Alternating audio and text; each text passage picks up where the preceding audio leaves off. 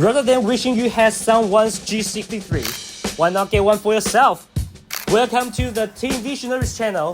Today I'm going to show you how we are upgrading a G500 to a sleek G63. Let's dive in and see how it's done, shall we?